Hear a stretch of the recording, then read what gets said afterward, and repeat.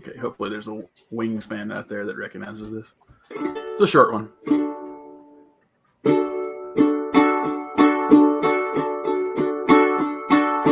Sitting at home in my Barca lounger, waiting for the show to begin. Jack, Matt, Nick, sometimes Chris are good friends of mine. Good friends of mine. Forget the past. The Ramblecast is alright tonight. And then it goes into the rock show. So I mean, what's this sometimes shit? That's if this was Owen Baruz, I'd understand. But I be honest when I first joined, I thought, oh, we got a guest. Which one? Sometimes I just put in stuff there because it fits the beats, So I'm like, okay, I can put in 3 names there, and I need to squeeze the other one in. So how am I going to do it? I was wondering what Beatles song you might pull in there. Yeah, I did. I did a Beatles ones last time though, didn't I? Or like not too long ago. So I was like, okay, I'll just choose a Wing song instead. But bunch of dicks. Oh, we got a cranky chat too. Really? Oh, wow. Oh, is that right? Yeah, Sherry's all in a tizzy about the Woody Allen documentary, and Kim's not in a good mood apparently. Wow. Yeah. Oh man, fuck. Well, let's join the misery. Hey, so did you fuckers? I sent you a text a couple of days ago, or I think it was maybe yesterday. Have you gotten a chance to watch it at the very least the opening scene? I did watch the opening scene. I forgot. Did you get what I was getting at? Andre the Giant? No, Carl Weathers. No. Carl Weathers moment. Carl Weathers. As soon as they mentioned Carl Weathers, I was like, can you sign this? He's like, is this Carl Weathers? Throws it back. Oh, okay, yeah, okay. I saw that, and I was sitting in my car on my break, which by the way, the most underrated place in the world for your break. I often eat lunch in my car, and I'm sitting there watching it, Sitting alone in my principles. Yeah. And people around me, like walking, around in the parking lot, you probably could hear me like squawking. I'm like, that's awesome. That's for me. So it's funny. I do remember that scene, but I was like, what did you think of Young wrestling? Rock? What did you think of Young Rock? I honestly, like I said, I only asked you guys to watch the first 10 minutes because that's all I've watched. Oh, okay. You said the first 5 minutes. Oh yeah, whatever. Yeah, but I gotta get into it. I continued to watch it. I did. I watched the first 5 minutes and then I came back to it, and I actually enjoyed it. I was a little kind of like, I don't know, but it got me at the end with this like photo of his dad, and him as a kid at the very end. And then I think that the second episode, I mean, comedy sitcoms are so tough on that first episode because you're trying to set up these characters, but you're also trying to make fun of them or have a laugh. But comedy is all about set up, punch, and right. And that's why pilots. I mean, I checked out Young Rock. I checked out Keenan, which I felt like was really watered down, kind of weak sauce to me. I didn't really enjoy the Keenan. I wanted to. My wife watched the first, and she goes, "It's bad." Yeah. And then I also watched the Ted Danson Mr. Mayor. Is that good? Better than the Keenan? It's got, but I don't know. I was going to watch it because it has Bobby Monahan in it, but I was going, Ted Danson, he's like the new Samuel L. Jackson, isn't he? He doesn't stop working, right? He's got to be like 80 now. Who's that? Who? Ted Danson. Ted Danson, I'm saying. Yeah. Cheers. Yeah, Cheers, and they went to. He never stopped. He did the good. He did the good place. Good place. Good. Yeah. But he had Beck. Was it Beckard? Becker. And he makes cameos on with Jorge Garcia. Yeah, and he was. That's how Jorge got discovered for Lost. Yeah. But it just, or was it Curb Your Enthusiasm? Well, he had a scene on Curb Your Enthusiasm as well. Curb Your Enthusiasm. Yeah. But Ted Danson was on Curb Your Enthusiasm. So yeah, he never stops working, and wasn't he in one of those CSI shows or? I think maybe the second episode or the third episode had something. I don't know. I'm still not kind of quite sold on either of them. I thought it was interesting that both Mr. Mayor and Keenan deal with like the dad who's lost a wife, and that kind of they're both going through that. But isn't that like a standard? Isn't that like the standard sitcom? And what is up with Keenan? Like even when he's on SNL, there are always these moments where I don't believe him because he's always smiling through it. Like he's always about ready to break. Like, what's up with that? I love what's up with that. But there's some other sketches and things. I like the one where talking about Samuel L. Jackson where he cusses. Have you seen that one on What's Up With That? Samuel L. Jackson's on there. Yeah. And he goes, well, you can't say that. And he stays in character, but it's hilarious. If you haven't seen it, it's hilarious. You got to see it. It's funny because it's always Lindsey Buckingham. Right. Bill Hader doing Lindsey Buckingham. And then it was Samuel L. Jackson, and who else was the other person? But it was funny. It's like Samuel L. Jackson wasn't in on the joke. And Randy, I have not watched Young Sheldon yet. I had to kind of give myself a break. So, Eric B, though, brought up, I just looked it up. I was disappointed in it, though, because like he's even watched Weekend Warriors on Prime, which I have not heard of. And then a light bulb went off my head. I was like, now that would be a good show if you showed like people, because Weekend Warriors are National Guard people, to my opinion, that's what they always call them because you only show up for 1 weekend out of the month. And it could just be almost like a Stripes type show to where it's just a bunch of slackers, fucking around with military weapons. I think it would be comedic gold, but whatever. So it's definitely not that. It's definitely not that. I know that would be funny. I'm looking at like the logo of it. It looks like it's just a bunch of drugs and shenanigans. No, I have not watched it, but maybe I will. Well, you mentioned drugs. So you had me at drugs. Yeah.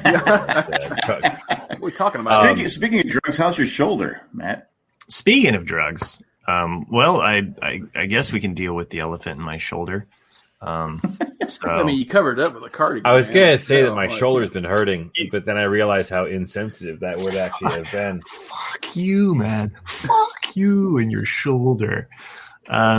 So, yeah, you can't really see it because it's all bandaged up, and I'm not going to get into the scar. Have you started therapy yet? Take it off. Come on.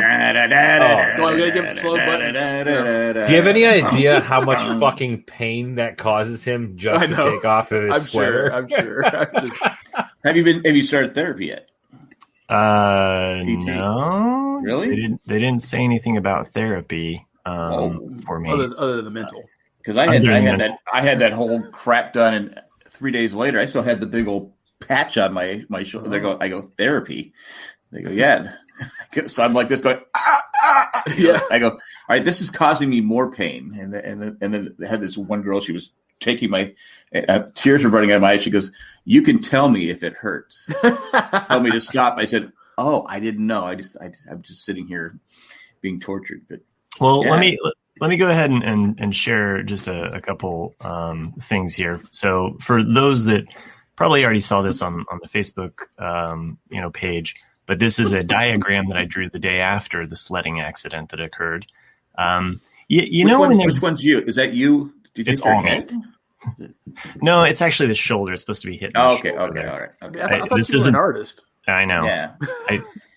Did you see my name for today's episode? It says 0 fucks left. In the corner is the leprechaun. I didn't see a leprechaun, but he tricked me. Leprechaun. For everybody at home, if there's ever a moment where you're about to do something and that little voice says, I shouldn't do this.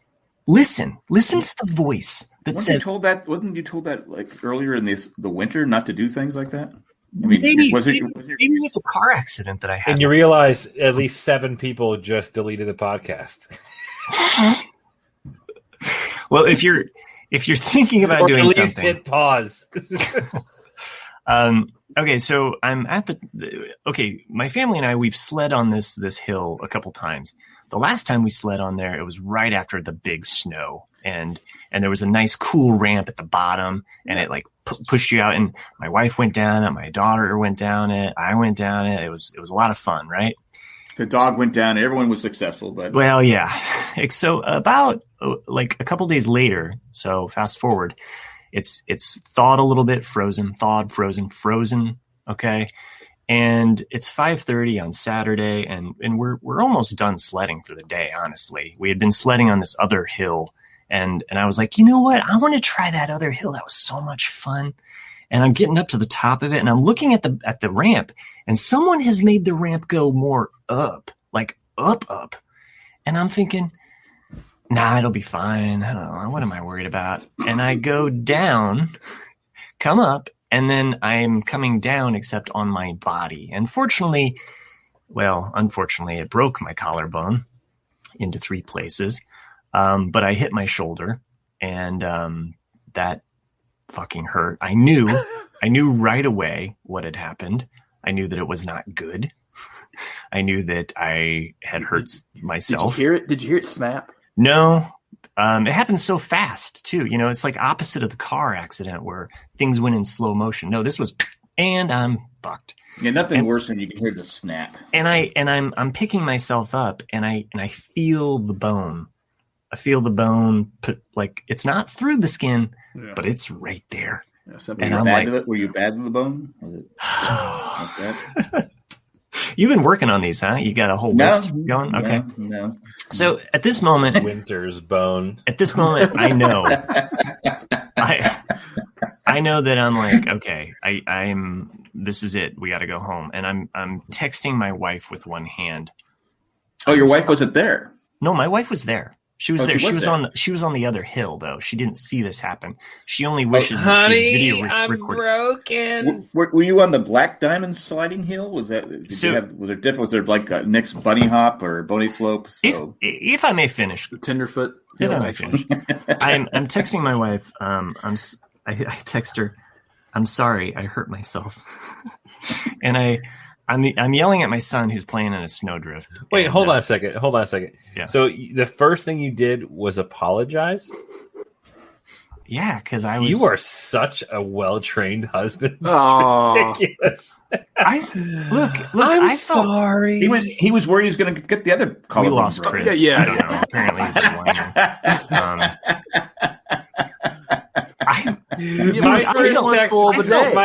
My first text would have been, fuck. I felt awful. I was mentally wrecked because I just felt like shit. Like I had not only had I physically hurt myself, but I felt dumb. I felt so dumb and I felt so stupid for everything that I had done. And that's why I was like, I'm sorry. And I'm yelling at my son, like, we got to go. And the other dad that's there with the kids, that we know and we know them as, parents or whatever. And I said, yeah, I hurt myself. And he's like, oh, you sure you didn't just separate your shoulder? And I'm like, no. Let me put it back in place for you. He's like, no, I feel the bone. I got to go. And so my wife, she's walking over to meet me and I'm like, it's bad. I've got to go to the ER now. And so our kids go with the other family. They take my son and my daughter, and my wife drives me to the ER. On the way to the ER, I am about ready to pass out in the car. I'm going, and I learned something, and I'd like to pass this on to any listeners that should know this. I had what's called a vagal response, and it can happen for a lot of different reasons. Was it sesame seed or cream cheese? Or when you clutch your pelvis really tightly? No, it's with a V. Oh, it's a Kegel response. I'm sorry. Yeah. I thought you said bagel. So the vagal response, I start to almost pass out. I don't. Everything's going white, and I'm just kind of sitting there in the car. We get to the ER. She wheels me in, and I know it's like this is fucked. And of course at this point they haven't taken X-rays. The ER sucks. They took them an hour just to give me an ice pack. Damn. Yeah, seriously. When she brought me the ice pack, I was like, "Oh, thank you." What pain level did you tell them you were at? They never asked me. Oh, because they're supposed to say 10 no matter what. I learned that when I got hit in the face with the puck. I said about 2 or 3. I'm at fuck you. By the way, Eric's joining us in the chat, and I just want to give a shout out to Eric. He has been my compadre through this. We've been messaging each other. You're both from Indiana. And you're bone brothers. Well, both of you don't drink enough milk is the problem, right? I don't know what to say about the Bone Brothers comment. Nothing. You just fucking absorb it. You guys should get matching shirts called the Bone Brothers. Look. Bone Brothers. Before you guys dig yourself your own karmic hole, I just want to mention that. What else could happen to me in my life? Fuck it. Bring it I on. don't know, but the last time you made fun of me about the Meowsers thing, it was only a few months later, and you had your snafu. So we're just saying, hey, look out. Yeah, snafu. When you fell and on air and passed out, and is that a snafu? I mean, it's like you snafu'd your face. So I wasn't on a sled, so well. So anyway, they give me X-rays and they're like, yes, it's broken, and I'm like, yeah, I knew that it was broken, but if it's fractured, and that's really common to actually fracture your collarbone, as Chris has done twice, correct? Same collarbone twice. Sucks. It sucks. That's the most improbable thing to happen. And I fucking did it. Mine wasn't as bad as yours, though. I didn't have multiple compound fractures or whatever. The shit broke your fall, right? The what? No, that wasn't where I broke my collarbone. That was a shoulder separation. Oh, okay. But when I was in high school, or junior high or high school, I can't remember what it was. I was riding my bike down the hill in my neighborhood to go to meet up for a baseball game. We were getting a ride to a baseball game. When you're driving, at least in where I grew up, the curbs on the street, if sometimes they had a little almost like a ramp, depending on what type of curb you have. Not the stone curbs, but the asphalt curbs, where at the end of a driveway, it'd be almost like a little 6-inch ramp. We have those here, but in California we had real curbs. Yeah. So we don't have real ones here. And I hit that to go off a jump, which you fucking always do. If it's there, you hit it. Just there's no ifs, ands, or buts about it. But I was going downhill at the time, and I got some sick air, but I flew over the handlebars. Nice. Going downhill, and I landed right here. I'm just picturing that because before even Chrissy started talking, I was already picturing a little Massachusetts Chris out there. Even though he doesn't have a Southie accent, I can just hear him "Hey guys, let me check out this. I'm gonna get some wicked air here." Look at this fucking no. Look at it and peel the watch me, Teddy. This is where I grew up. This is where I grew up, though, which I was actually out there today. But I grew up out in Western Mass, out in the Springfield area.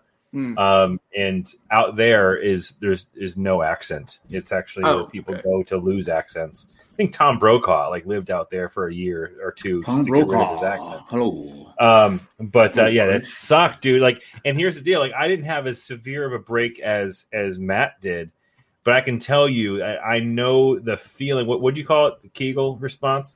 Vagal.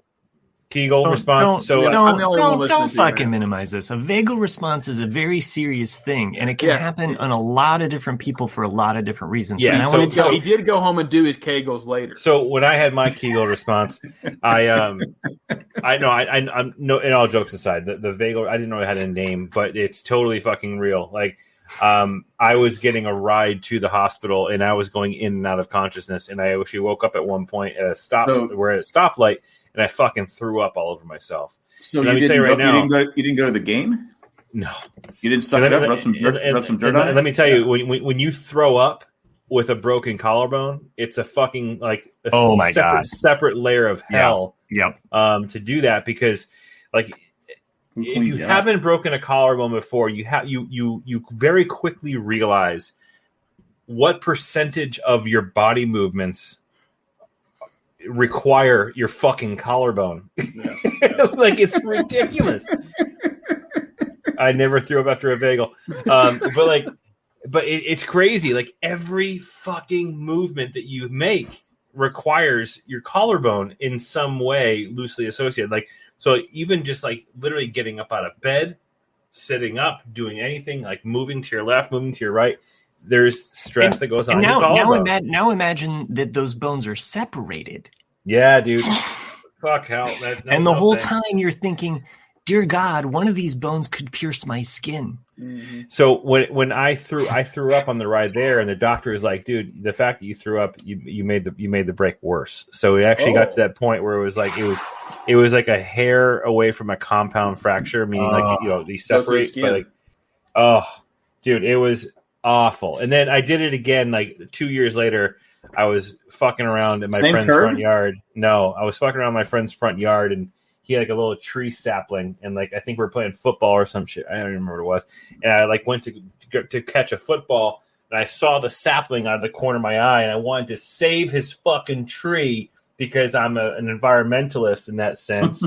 And I tried to dive out of the way of this fucking baby tree. And I didn't, and I hit it, and I tried to cushion the tree, but I didn't, and it flipped over on top of my head, and then boom, cracked it, and I snapped the same fucking bone, which is almost improbable to happen, because once you break a bone and it mends, it becomes like fucking Wolverine titanium and shit, and you can't break it again. But I found a way. I fucking found a way. And yes, I found a way. I found a way. Oh my gosh, this is making me feel snap, crackle, pop. I found a way. Yeah. So, but here's the deal, Matt. I know your fucking pain. I know what you're going through. It's the worst, and I hope you feel better soon. Well, let me just share with you a picture. I told my wife during this whole process, I was like, take a picture of me. And she's like, why? I was like, I don't know. Because it's memories. Yeah, memories. So this is me in the ER. Dude, you are absolutely fucking rubbing one out without people knowing. Bad to the bone, I guess. Yeah. All right, Randy wants me to finish my story. You'll have to stay tuned. No, actually, Randy's yelling at us to let you finish your story. Us. Okay, probably me, but whatever. Go ahead, finish your story. Randy's like, nobody cares about Chris's broken arm. Anyway, I'm in the hospital or in the ER, and this is where things got just fucking sideways. I can't believe you picked that gown to wear. That didn't really matter. Because I didn't pick fucking anything. Were you by the way, jeans, by the way? I was actually. That is the most fucking Indiana thing you could have done. Is gone sledding while wearing Levi's. My wife took them off. Actually, I actually had snow pants. If you want me to go get them, I'll show them off. Yeah, I think you were wearing jeans the whole time. You're getting Sawyer flashbacks. You're out there. You look at that. You look at exactly. I was going to say, when was if I was wearing jeans, they would be wet with snow, assholes. No, you were they probably dried off by then. So you changed your pants and were put on jeans? No, I had jeans on, and then I had the snow pants that go over. That's the second most. That's the second most Ohio thing you could do is wearing jeans under the snow pants. It's smart because it keeps me fucking warm. Plus, I'm from Ohio. Thank you very much. I was going to say something. When was the last time your skin saw any sun? You're pretty pasty white in that. But go ahead. I thought you guys were responsible for like the first flight and shit. You clearly didn't fly in Indiana. Yeah, well, I mean, he got some air. I just want to say that I was able to kind of tell this story to my students today in 10 minutes. 10 minutes. That's all it took me. You know why? Because they're like, do we have? Well, they saw the drawing. And they're like, they said, why are we in this? Why are we in this class? God, is this the best you could do? I could do that. Here, okay. Let's see, Matt. By the way, there you go. I learned something in Matt's class. There you go. By the way, I'm having a beer tonight. Good for you. Ooh, did you actually think for a moment that you were going to be able to get this story out in 10 minutes on this show? That's what she said. I mean, if you did, like, you're sorely mistaken. So yeah. I would have to drop all you assholes out of this. You probably have about 3 or 4 more points we're going to jump in and try to destroy. But go ahead. Okay, all right. So the ER have an ending? The ER was just really shitty because basically there was no. The first thing they said was, "This fucker was wearing jeans while sledding." There was no hospital nearby. I don't want to touch him. I could there was no hospital nearby that I could actually. They're like, cut off the jeans. Why? Here to show. I'm just going to remove all of the other people right now so that I can finish like this one part of the story. So there was no place around that I could actually get this surgery done immediately, unless I went to downtown Indianapolis, which was about a 30-minute ride. And I honestly didn't think that my arm could take that. So they scheduled it with a hospital. And they were basically like, okay, we talked to somebody and they'll be able to get you in on Monday. And I'm like, okay, great. They're going to send the x-rays there. There's a doctor on staff that will be able to take care of it. And so and they prescribed me some pain meds that night. And I'm thinking, all right, this is awesome. I can go there Monday morning. I'll get this operation and I'll be Johnny on the spot, like better. Right. So, but that doesn't happen because as I call the place on Monday morning promptly, because they said, oh, they open at 7:30. Call them at 7:30. No, we called at 8. Or no, we called and they were like, oh, no, it opens at 8. I'm just like, fuck. Okay. Call. And they're like, oh, yeah, the doctor will call you back. An hour later, I'm calling them up and I'm like, look, I'm in pain here. Well, we need to see you for a consultation. I'm like, a consultation? I'm in pain here. This bone could pop through my skin. I need a surgery now. It's like that deal or no deal. Like, well, the best we can do is a consultation. And I'm like, fuck. Oh, by the way, the pain meds, the place that they sent the pain meds to, they said, oh, they're open till 10, so you're good. No, they closed at 8 p.m. And guess what time we were headed there? We were headed home at 8:30. So fuck, couldn't get pain meds. So they called it to a different place. My wife had to drive and get pain meds for me. All right, I'll let these asshole jokers back in this. You're muted, Chris. So did they cut off the jeans? Yeah. Like because like they're like, why are you cutting the jeans? It's his arm. No, but he's wearing fucking jeans. God. And they're all stuck to him because they were wet, and it's just like gross. Straight there, basically like leather pants at that point. It's like I'm not sure if the pain is from the collarbone or these jeans like just gripping his nuts. I don't know what's going on here. Like, sorry, I don't know what I missed, but I don't know. Matt, okay. Well, I'm glad that, all joking aside, I'm glad that you are in a better place. Don't you want to see the other pictures? No. Yes. I want to see the other pictures. You took the time to take them. Look at your better spirits. Yeah, so you have a much better gown too. So, this is on Wednesday. I'm in the hospital and I'm about ready to go in for surgery. I dig the mint chocolate chip motif. This was a nicer hospital, a little bit more upscale with the mint. I like the paneling behind it, so it's like the 70s. It was like all fancy. That's a divider. And then I had my wife take this other one. I don't know why. This was when I most felt like Darth Vader because they oh my God! Yeah. I don't know if I can zoom in on this, dude. picture. Why is your mask on your chin? That's like having your dick. He's got a thermometer in his mouth. Yeah. Oh, okay, why is my what? He's got a breathing thing. I took my mask down. So and by the way, nobody else was in the room except for my wife at that point. Why are you wearing glasses? He wears glasses. Well, they actually. Whoops! I didn't mean to do that. They actually gave me, and this was a sweet part right here. They see this little rose glass case. The nurse that helped me, and she was so sweet. She was really nice. She knew that I was I couldn't see very well, and so she brought in this little glass case for me. And she was like, "I'm sorry, they're all feminine." And this was this one moment, and maybe it's just me, but it was that reminded me of my mom. And it was just this little sweet moment of knowing that she was there. I'm glad I didn't make a joke there. I feel better. Well, just to have that little, she was there with me, Yeah. And I said this on the Facebook group. I've had 7 surgeries on my right arm since I was a baby. And that's one of my earliest memories. And so I have a bit of a kind of a trauma associated with those surgeries. So I'm a jokester, and when I'm nervous, I joke. I kid. That's what I do. Like, I'm going into. I kid. And so this nurse, she's getting me ready, right? And she was really nice, and easy on the eyes. But there was this funny moment though where she said, "Okay, well, I need to ask you a few questions. So, would you like your wife to leave the room?" And I was like, "No." Oh, yeah. I said, no, she can stay, like, and she was like, okay, now, real quick, did you take off your underwear? And I was like, is this why you wanted my wife to leave? And are they denim?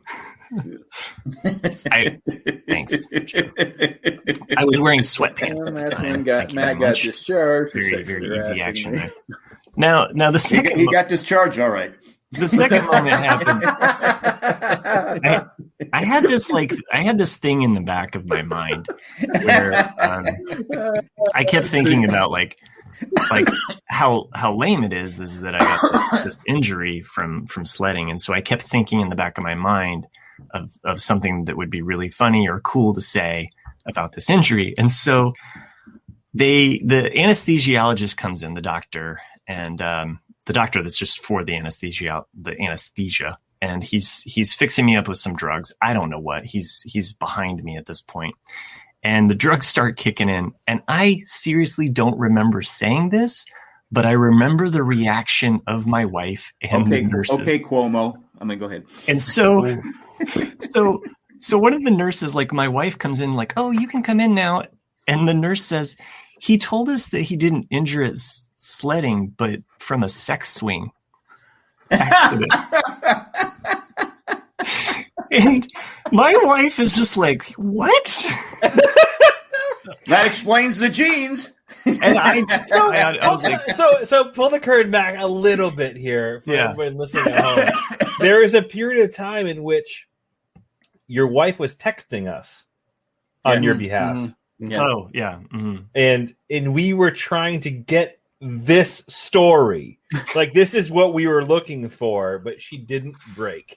So your wife is a trustworthy wife indeed. She was probably dealing with her own amount of stress. But I did tell her, though, there was a list of people. I said, as soon as I'm out of surgery, as soon as I'm fine, I want you to text, and I listed off certain family members, and I listed off you guys. I don't know why, because you guys are fucking assholes to me every week, but I wanted you to know that I was okay. And we were. Can I ask you a question? Yeah. Where on the list were we? Yeah, how many people were ahead of us? Yeah, so how many people were on the list? Number one, my dad, my siblings, your stepsister. Yeah. Who was called after us, or who was texted after us? I don't know, because I wasn't there. Was it like an hour later? It's like, it was a while, because so they wheel me into surgery, and by the way, I'm at this point, like, they're wheeling me into surgery, and I'm going into the operating room, and they're playing music loud, like Doctor Strange style. Like, they're like, like, woohoo, we're playing some rock music. And I know a lot of music. I did not recognize it, because I was like, what is this? And then I say to the doctor, I was like, can you put Wi-Fi in there? I also did, like, it was funny because the doctor said, he has to verify. He's like, no, I'm doing the right arm, right? And I said, yes, correct. You're doing the right arm. And I said, there's 3 bones, 2 bones and a fragment. And you're going to find that fragment and you're going to piece that in there. And he's like, oh, good. You remembered. I was like, as long as you remember. Right. I was like, I'm saying this because I want you to remember to find that bone fragment. I don't want this bone fragment like falling around. It's okay. Eventually, one day it comes up to the top of the skin. It's just like poking out. You're like, what the hell is that? Yeah. So finally, okay. So I'm in surgery for a really long ass time. And my wife's just like, the nurse came out and said, okay, you should be out in about a half an hour. An hour later, she's still like, what is going on? Like, she told me this, like, it'd be a half an hour. And then the doctor comes out and he takes her to a separate room, and she's like, oh fuck, like what's going on, and he's just like, oh, everything's fine. He's recovering, and he was a lot more laid back. It took me like a couple hours to actually like get out of the anesthesia. Now I had one huge setback. So ever since the surgery, I've been doing great every day, a little bit better. And I've been trying to wean myself off the pain meds because I fucking hate that opioid. I seriously, I just wish I had some edibles or something it messes with you. Like your body sends you signals like, hey man, you got any more of that? Once that blocker wears off though. Oh, the blocker you got it. Because we talked about the blocker. So they put a blocker in so that like my entire right arm was completely numb. So it felt like somebody else's arm. Jack and I had actually chatted about this. I get home and I feel this phantom arm. It's like my arm's extending out forward, even though my arm's like this in a sling. I can feel this other arm, and it's cold. At one point, it's itchy. And I can even feel it pressing up against something. And I'm like, there's nothing there, dude. Wake up. I know Chris wanted me to dress it up and have paint your nails, because when you rub one out, it's going to see like it's somebody else. they call that the stranger. Yeah. I don't think I could do it. There was no movement there. I couldn't move my arm at all. It was just a dead arm, and that's when Jack was in operation. That's some bad dates that way too. Well, I told you, I said I'm sitting there and I have to go to the bathroom, and they've already got my blocker, already started everything. I said, look, I got to take a shit. And they go, you can't. I go, look, either I do it here or do it on the operating table. I go, right. I go, I have to go. They go, you can't. I go, all right, then I'm going home. I'm not doing the surgery. I'm not shitting my pants on the operating table. Jack, before you do shit your pants, there's one thing that we probably should do, though. Yes. And that's take a commercial break. Jack's job. So anyway, then I go. So you shit your pants. I did not shit my pants. I said, so I got up and you know how the gown doesn't cover you all the way. I got to walk through everything. Just bent over and blew ass right there. I got my ass hanging out. I go to the thing and I go in the bathroom. And is it like the right stuff? Is it like the right stuff? Exactly. I'm kind of walking like that. Yeah. And I hear this loud slam. I go, what the hell was that? What was my arm and hand? Oh. Just like slamming into the wall. I'm like going, that's. And I'm like going, I'm trying to get it back to, and it did my business. Went back and said, okay, I'm ready to go. But that block. And then they kept saying, when that blocker wears off, because I first didn't take any pain. I said, I'm actually outside pulling weeds with my other arm because I'm so bored sitting down. Next day, oh my God. Yeah. Mine didn't last that long. Mine was over at least by 6 a.m. the next morning. And the whole time I had something in my right hand because I didn't want to my hand. I didn't want it to. Well, they gave me this. Well, they didn't give it to me. My insurance company paid for it. It looked like a igloo cooler that holds water and ice, and had like a little hose with a little thing to go on my shoulder and put. Whatever it was like $800. Yeah, they called it a cryo cuff. I remember it literally cost like $10 to make. It's literally it's like one of those coolers you get on the sidelines of a soccer practice with a goddamn tube connected to it and an ace bandage. Oh, it works because they really do work. Keep it numb, but it's like I go, really? I could have made this for $20. I had to pay $800 for this. Right. Boy, the markup on that, huh? And this was 10 years, 11 years ago, whatever it was. One last thing that I'll just say about the whole thing, my big setback, and that's why I wanted to talk about the vagal response, is that on Saturday I was able to, I had to wait 3 days until I could actually take the bandage off and actually shower or clean myself. And so I'm You didn't have your jeans on in the shower, did you? No, they cut them off. Okay. There are probably little pieces left where they ripped the flesh off, to get them. They're probably like Daisy Dukes now, aren't they? Yeah. When I took that bandage stuff though, the adhesive that they use, I still have adhesive residue. Yeah.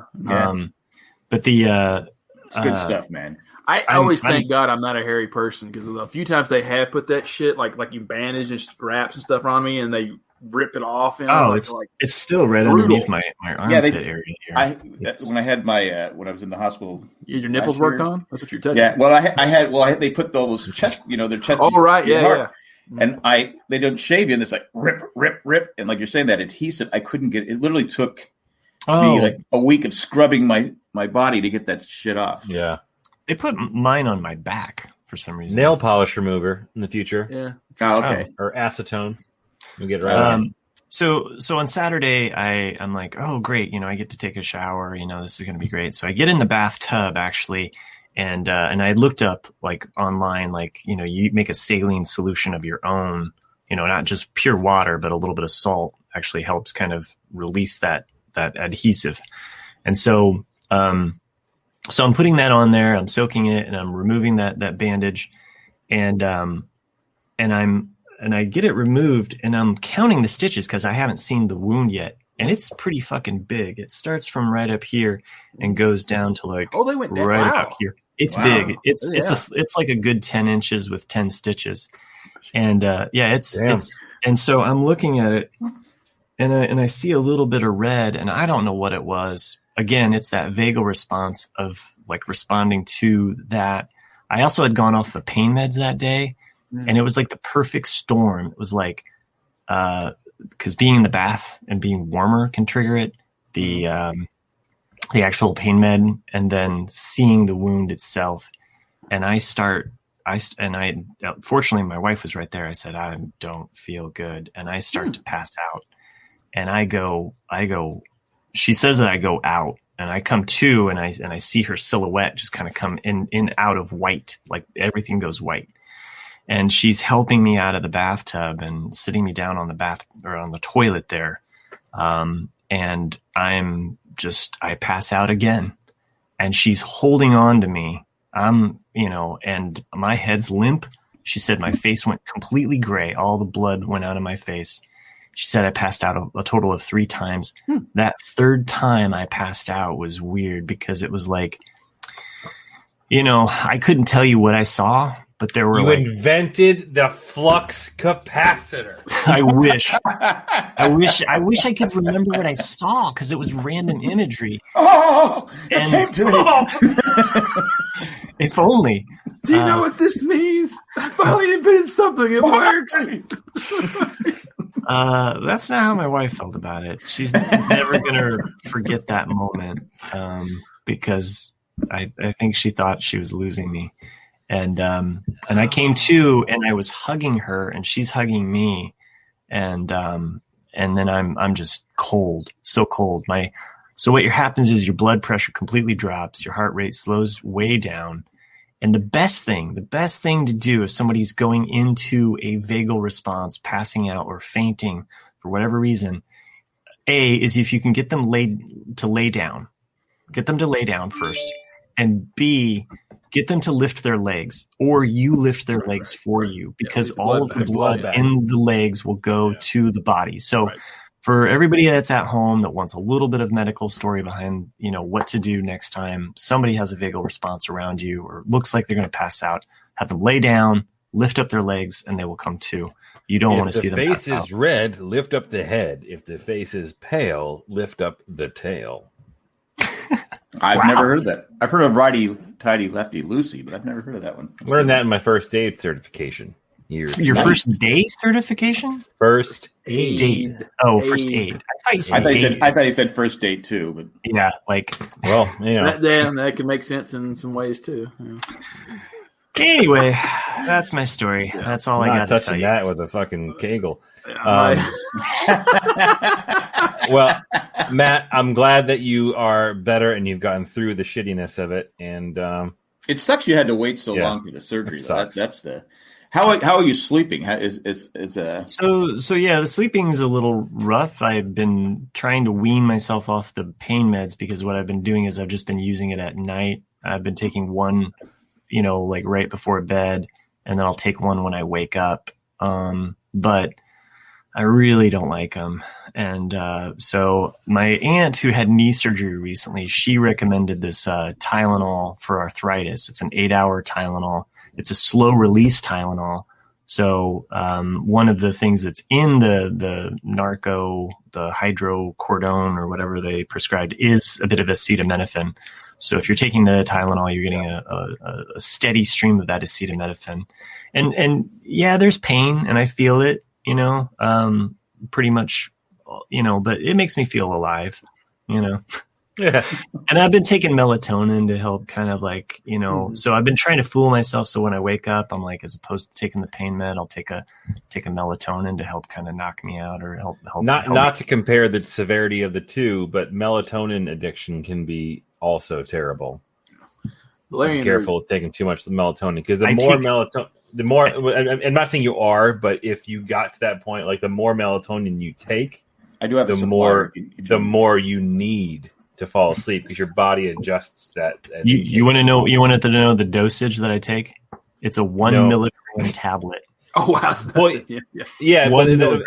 Right, but there's gonna be if you consistently take 1 milligram tablets before bed, it's gonna be a point where it's not gonna do anything, and you have to move to 2. I take these to sleep. Oh, there you go. Yeah.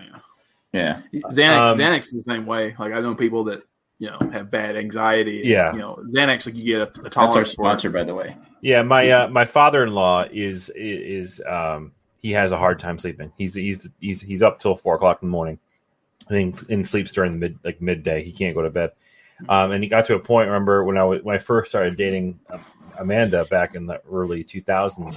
I remember he was going through a melatonin issue where he was taking melatonin, but he was taking so much of it that it didn't work. And then what he had to do is he had to wean himself off and not take it for a couple of weeks, then start taking it again. But it's just a bad cycle for him. Yeah, I needed to go. I can't sleep without it. And I mean that's where edibles helped you through the night, correct, Jack? Yeah, it helped you get over. And yeah.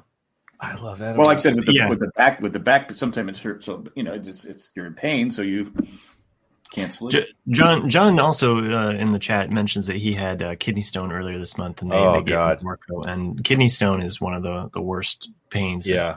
Thankfully, I've never had a kidney stone, but I have a couple of friends of mine. Watch that episode of Seinfeld. I've seen been reduced to a ball of tears after having a kidney stone. That's no. Well, if you've seen Deadwood, God, yeah. But John's saying no side effects. I've had side effects where basically my body is giving me hot and cold signals, or headache, a little faint headache, hey man, hey, you got any more of that narco, man, or Norco.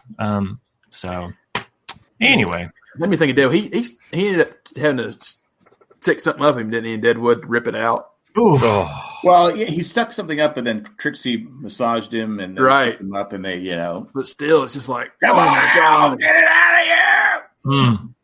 Yeah. So I had a buddy of mine, my buddy Jeff. He gets them all the time. He's probably had maybe half a dozen over the last 3 years. Really? And the last one he had, I remember he was out this side. He lives out in San Diego, but he was out here at the time, and he was telling me. He's like, let me show you this picture.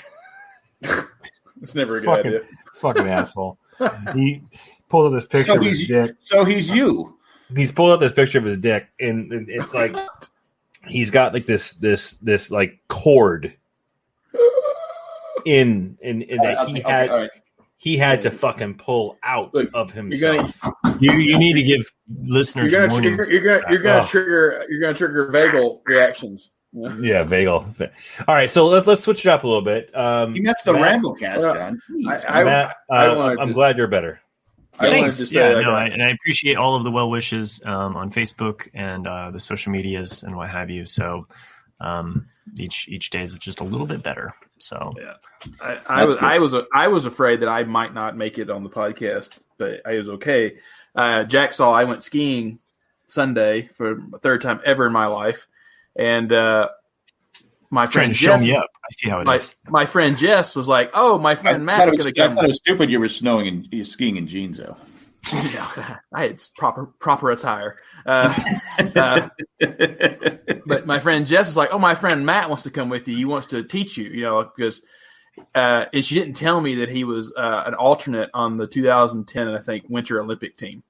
And I'm like, you realize that this is my third time ever going, right? She's like, yeah, but he likes to teach, so he just wants to go and like see what you're doing and teach you. I'd only fallen once. This fucker made me fall like every other minute. That's how you learn. That's how you learn. But but like lessons learned. He couldn't just let me like stay on the bunny slope or he's like, no, you got to push yourself, man. You got to keep doing this, and this is how you turn. This is how you do this, and like it's the whole damn day. The whole damn day we're skiing, and it's when we get there, it's -2, but with the wind chill, it was saying it was like -20. And of course, we're all bundled up and everything. But as I'm driving away, I feel my body start to de-thaw, and all of a sudden I'm like, man, my wrists are tightening up. And I drop him off, and by the time I get back on the road, I can't move my hands from the fucking impact of me catching myself on this hard snow and hard ground over and over and over. You're not supposed to use your hand to break it. Right, but I mean, I don't. Yeah, but that's what I was doing. And so, like, I literally broke my hand once doing that. That's what I thought I had done. By the time I got home, like, just to move my arms and my hands, I couldn't do it. They were just locked. All the metatarsals had just inflamed and just locked up my entire wrists. And so I got the heating pads out and the ice, and I'm just like, fuck. I was like, did I break my wrists? Did I sprain them? I don't know what I did. And then sure enough, though, I woke up. You're old and trying a new sport. That's what I mean. Yeah. I mean, and, but luckily, like the next day when I woke up, I could like move them just slightly, and then now they're pretty much back to normal, but it's just like, it scared the shit out of me. So those squirrels don't go skiing with the Olympic skier. Yeah. I mean, he did finally let up on me. I'm like, look, man, I was like, I'm 40. Okay. I was like, I'm not out here like you trying to push myself and be the baddest guy on the mountain. I just want to casually, go back and forth. Like, oh, isn't that cool? Like, I'm not out here to. I want to get on the lift without falling down. Yeah. And get down the hill without falling down. I'm good, man. Like, I don't want to be that guy. I was actually worried about Nick because it was like we were talking about Legos and Star Wars, and then all of a sudden it was like, what happened to Nick? And then I was like, man, he lives up there in Colorado all alone. What's he doing? Maybe he just like, I don't know, like who can check on him? Like, how would we know? Like, true.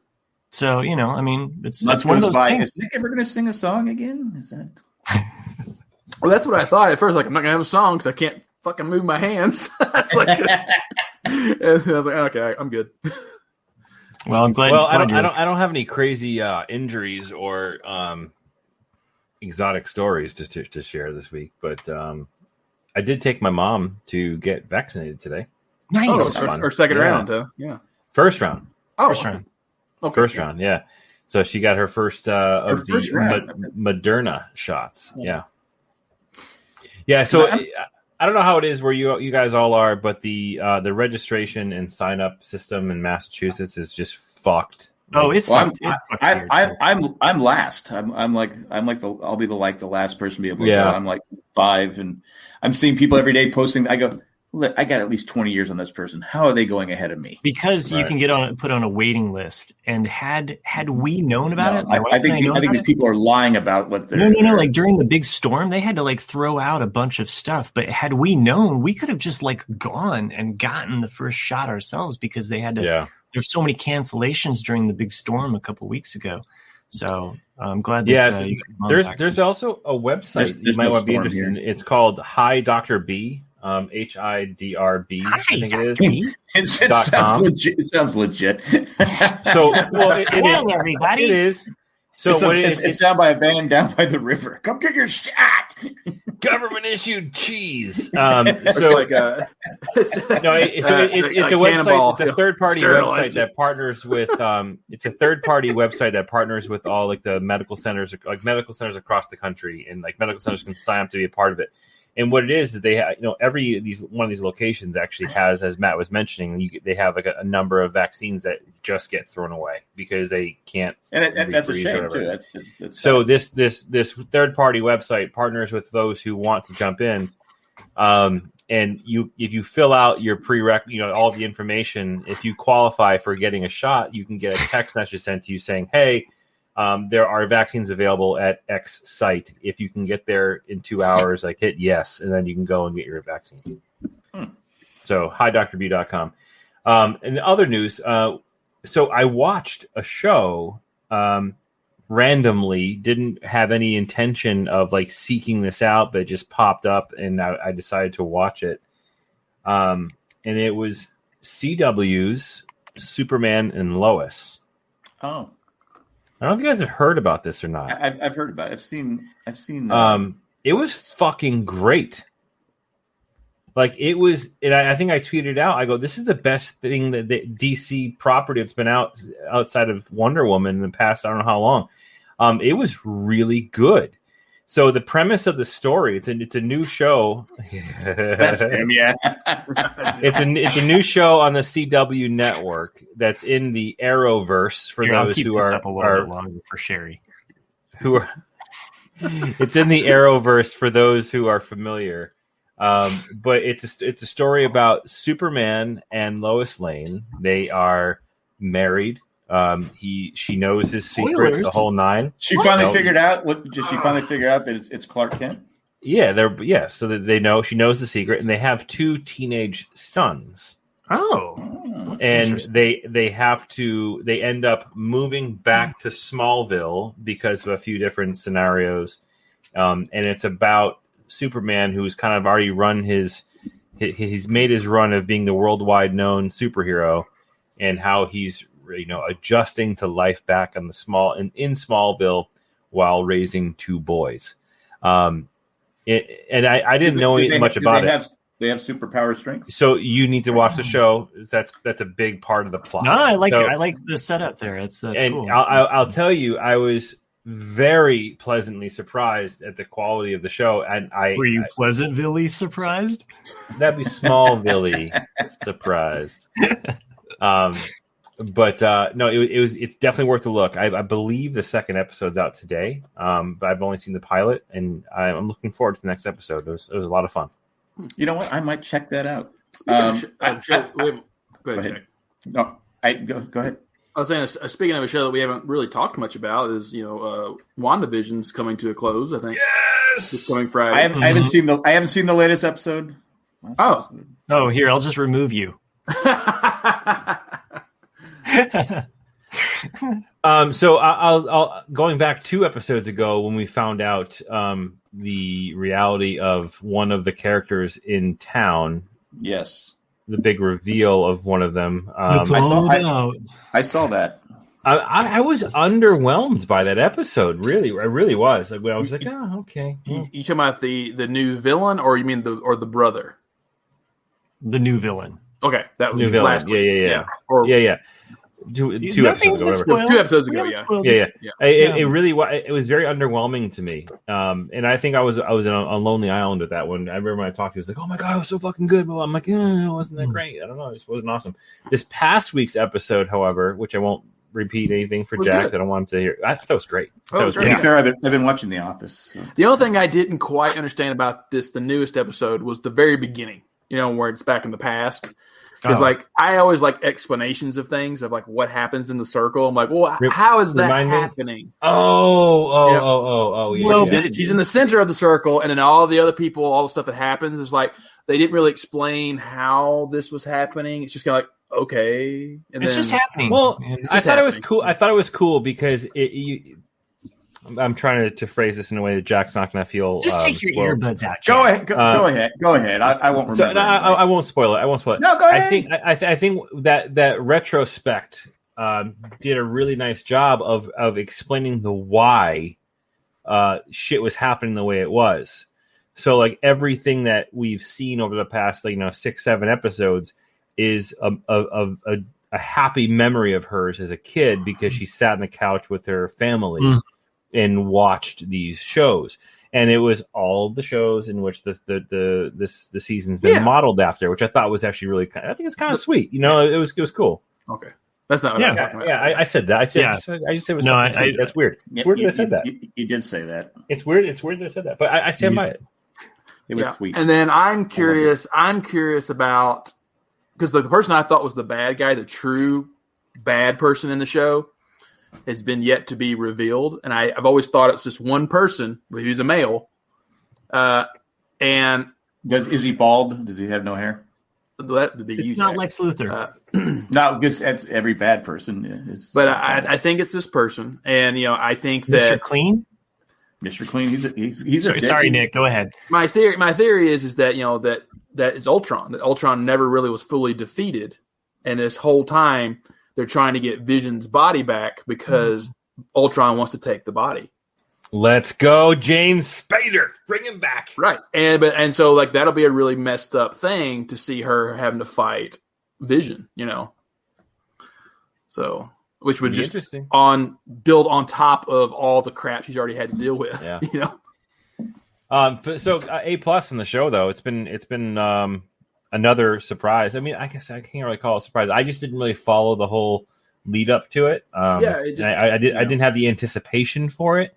But once I started watching it, I was like, "Oh, this is fucking great." So, well, to me, like that was my only issue with it was that I already kind of had that figured out. Like in episode 1 or 2, it's like, "Oh, she's clearly manifesting all this," and I was like, "So let's just get on with it." And it just I had no clue what was going on in the first 2 episodes. All right, Jack. And I didn't. I'm just being honest. It seemed to me like it's like, okay, this is a lot of buildup, and this better pay off, and it better pay off, or someone's going to pay.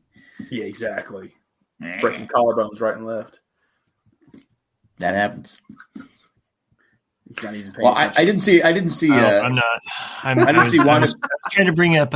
We have a couple emails, but yeah, Jack. We have 2. Wow. Just real quick about. I went and saw. My wife and I went and saw Judas to the Black Messiah. Black Panther story. It was really, really, really, really good. I enjoyed it. I mean, I knew a lot was going to happen because I recently started watching. There's a lot of stuff on the Black Panthers right now, and so I wasn't shocked by anything but it was done really well. I enjoyed it. Yeah, that's on HBO Max right now too. I think the Black Messiah. Yeah, Judas the Black Messiah. Yeah, it's. I was just trying to figure out. Most of them, I'm sitting there, I go, okay, what were they in? The one guy, the Judas guy, is he's in Atlanta. Yeah, he's the funny stoner guy in Atlanta. So it's hard. It was at first it was kind of hard to separate it, but he does a really good job of acting in that. So I've been trying to find that series that I can pick up now because I have a void. So I completed all of my Star Wars animation. I'm done with Clone Wars. I'm done with Rebels. Did you watch Ted Lasso? I introduced you to Ted Lasso. So I'm looking. Don't for make that me next laugh thing. at my collarbone here. I mean, it might be held together by metal. Did you see For All Mankind season 2? Oh yes. So For All Mankind season 2, I gotta catch up on that. I've been watching. It's so good. And this last episode of the show actually kind of brings something to light, pun intended, of a phenomenon that happens that we don't necessarily think about when it comes to people being in space. So it's actually very, very cool. Visually awesome. The show is great, and I still have a crush on Penny Whitmore. She's on the show. But yeah, that's good. But here's the problem, right? Is that like I'm looking for that thing I can binge. I can just pick up and watch whenever I ever want to.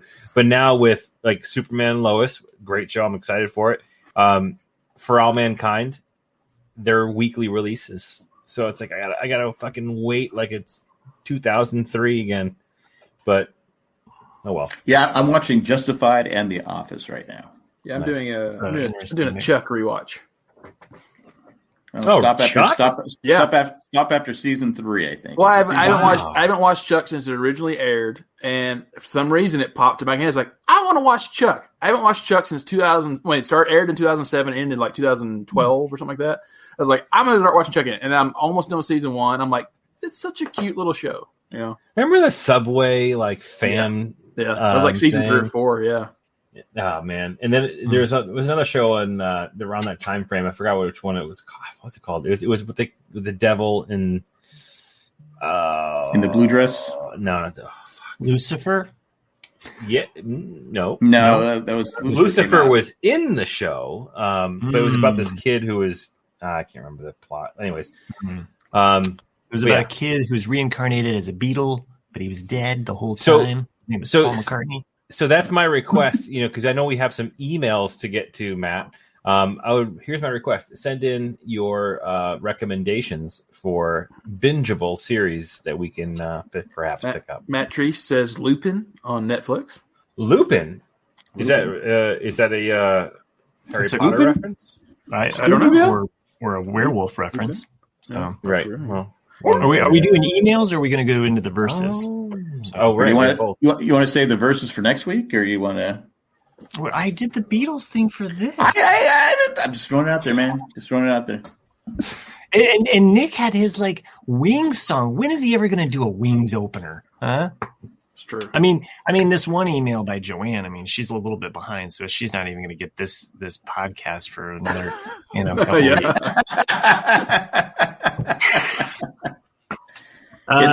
weeks. It's French. He says, "I don't even have to."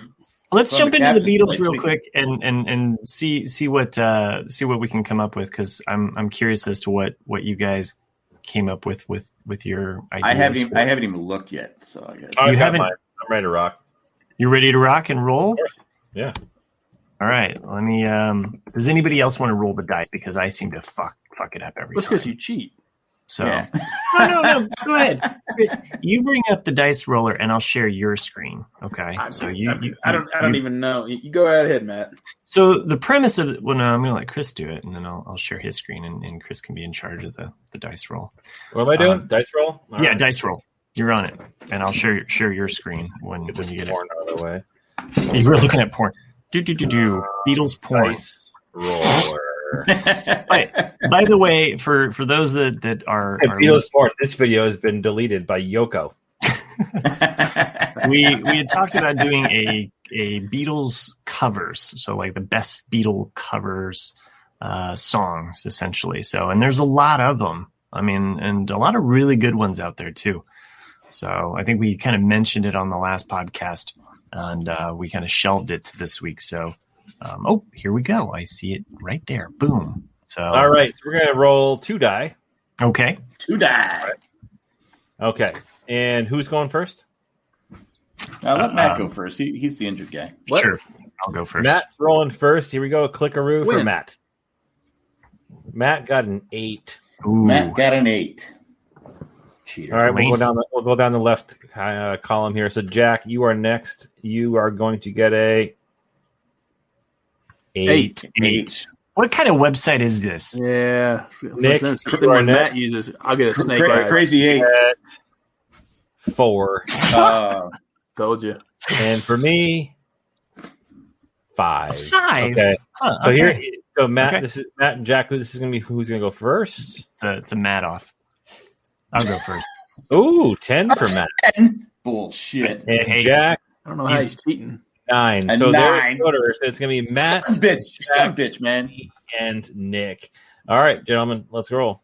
Or let's go. You got the Ringo position. Oh man, this is really tough because there's so many good ones, and I have to go back to the whole song that started this idea for me, because it really it was a song that just kind of was like, whoa, this song is really great. It's a really great rendition, very early in his career.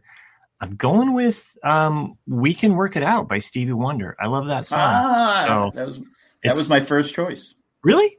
Yeah. It's solid. It's so good, and it's got so much soul, and I think it's an improvement. It's really and that's what I was kind of looking for a song, or something that takes it to the next level. I will say that my runners up, for those that, well, we can save that for the end, but I have a couple other runners up that would be the Booker T and the MG's version of the last half of Abbey Road. I really like that medley that they do. It's so good, and just that Booker T sound. So that would have been kind of my other pick if so. But I'm going with Stevie Wonder. And that's a really great album too, that's on, which is on the Signed, Sealed, Deliver album. Isn't she lovely? Nope, that's a different album. I know, I'm just throwing it out there. For the record, I am currently listening to my pick, and it's fucking awesome. That's just a preview. Is it my turn?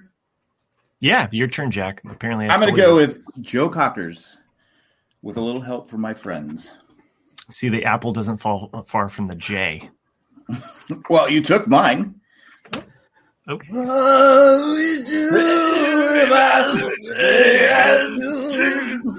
And I'm on the Wonder Years every day. Why do you hate the Wonder Years? Why?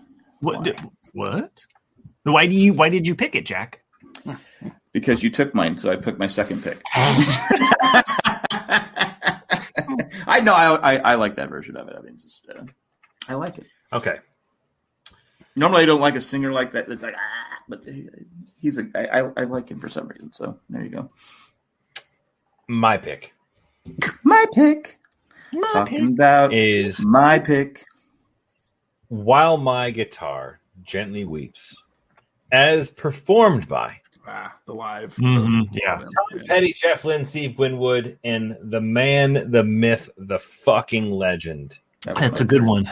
That was my third choice. So I choose this. First of all, the song is fucking great. Like, the song is awesome. I'm glad to get the chat. Nice, Bill Cosby. So the song is phenomenal on its own. So the Beatles version of the song is incredible, but this performance from I think it was early 2000s. I can't remember when it was. It was 20 years ago today. Actually, it's right here.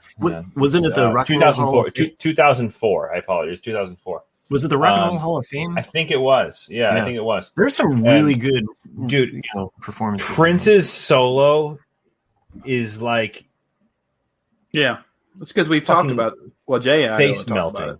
Yeah. Mm-hmm. Oh, Prince's solo is like it's incredible. It's like it's what people need to like gauge their ability to play the guitar. It's like, am I Prince or am I not? Or what do I have to do to become Prince? Because that is like the gold standard. And he like just takes over. And there's a point there too where Tom Petty tries to bring it back. And Prince is like, "Fuck you, I'm still going." Yeah. Like he's like, I'm still rocking out. It's one of the best performances I've ever seen. What if they're rocking out in heaven right now? So George died in 2001, and I forget what year. I want to say it's 2007. I think is when it was, when he was inducted into the Rock and Roll Hall of Fame on his solo career, and that's when that was. But what is the reason for that is because I think in 2005, Rolling Stone had released the top 300 or 500 greatest guitarists of all time, lead guitarists, and Prince did not even make the list. That's ridiculous. So top 500? Yeah, it's either 300 or 500. I want to say he's in the top fucking 100. 10. Maybe it's 100. It could be 100 because like I know they had done one in 2003 of like top 500 albums. So I want to say maybe top musician. I want to say it's the top 100 guitars. But Prince did not make the list, and so that's why. What's the criteria for that? I mean, just who knows? But I mean, he did that. He did all that guitar solo just as a fuck you to all the people who voted. You know, and what's also even great about it is the fact Tom Petty's like, "Hey, stop!" Is that once he's done melting faces with his guitar solo, he just throws the guitar in the air, and they never show it come down. It's just like that's it. You're muted because it went to heaven. Chris, you're muted. You always mute yourself, man. Sorry. Because he fucking threw that thing up into heaven and never landed. Yeah. George Harrison picked it up and it was like, "Thanks, mate." So that's my pick. That's my defense of my pick, and I appreciate Nick also jumping in and promoting my pick. Thank you, bud. Well, it's all good music. Sadly, Nick's going to last because he probably knows the most about the Beatles out of the four of us together. But anybody on the fucking East Coast. Well, you're no longer on East Coast, but well, I had already shared my pick with Matt after last week's episode, which I do not expect to win. And I listened to it actually. I want to tell you that I listened to that version too. So it's beautiful. Is this your ET pick? It's my ET pick, yeah. All because the thing is that it's a beautiful song. I guarantee the majority of the people who are listening, and especially people who just vote without even listening. Can we take a bet? Can we take a bet on how many people are going to say, "Why didn't you pick this over that"? Yeah. Well, when we did the Beatles greatest songs or our favorite songs versus, I picked this song, and I'm picking this song again because it's my favorite Beatles song. I picked "Help" and took crap, and so I'm picking "Here Comes the Sun" by Nina Simone. It's beautiful, dude. That's a great song. Yeah. Yeah, but I'm saying, there's not a lot of people listening to Nina Simone these days. If people give you shit for them, go fuck yourself. But what Nina brings to go ahead, Nick. You talk about Nina. That's fine. But it's 1971. The album is "Here Comes the Sun." It's a beautiful piano intro. And it's just such a nice, whimsical version. It's so awesome. Nice. And it's such a mellow, beautiful version of Here Comes the Sun. How many people are going to vote on just this? Because they're going to see the song and they're going to vote on the song and not. Yeah, maybe. But that version is really good, Nick. And I want to just, kind of plug Nick's for just a moment and just say that, like, listen to that version, listen to that song. And what's great about it really right now, right at this time of year, because they're, the lyrics are about, it's been a long, cold, lonely winter. And it's really about spring breaking through, this like the cold and the ice. It's like, so, it's a perfect time to put that on and just kind of feel your song would be is it Neil Diamond's Forever in Blue Jeans? I have left this room a couple times because I was trying to actually find my snow. Baby tonight, I have snow. You and I, nothing around but the sound. So anyway, glad we do have just enough time. Let's go sledding. Joanne's baby going sledding, gonna hit this jump and go boom, boom. Baby, I like that David Bowie. I'm over like, don't cut my blue jeans. Yeah, well, I know.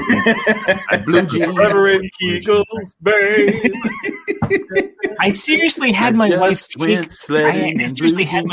take off those because I was in those pants still, and I'm laying there. And no, it's even worse. I had these socks on, and I was mad about Forever in sex swing. She was like, "Why are you upset about your socks?" And I'm like, "I don't know. I just take my underwear off."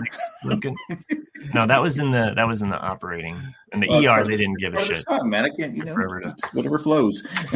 All right, I've only got 30 minutes left in this blocker. Let's do it. All right, Joanne wrote. Obviously, I can't do it to myself.